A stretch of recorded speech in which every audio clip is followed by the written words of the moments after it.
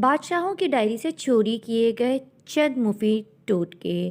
Breast cancer یا جسم کے کسی اور حصے کی گلٹی ختم کرنے کے لیے ایک چھٹانک تیل، سرسوں میں آدھی چھٹانک شہد اور ایک چمچ ہلدی ڈال کر دن میں کسی بھی وقت اور رات میں سوتے وقت ملیں، گلٹی 2 دن میں ختم ہو جائے گی۔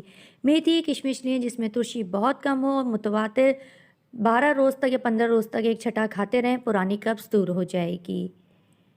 اڑہڑ معدے کی تکلیف، سینے کی جلن اور بلغم کی شکایت میں اڑہڑ کے پانی میں بھگو کر پینا مفید ہے۔ بغیر چکنائی والے 1 گلاس دودھ میں 2 کھجور، 2 کیلے شامل کریں۔ اگر دودھ پسند نہ ہو تو دہی بھی کھا سکتے ہیں۔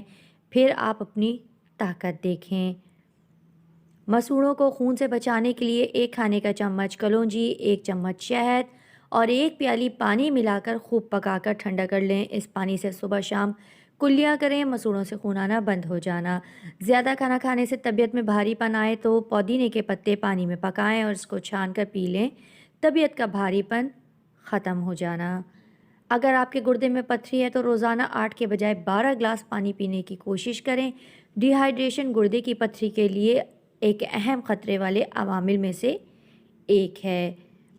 اس کے علاوہ اپنے پیشاب کے رنگ پر توجہ دیں۔ یہ بہت ہلکا یا پیلا ہونا چاہیے۔ گہرا پیلا پیشاب پانی کی کمی کی علامت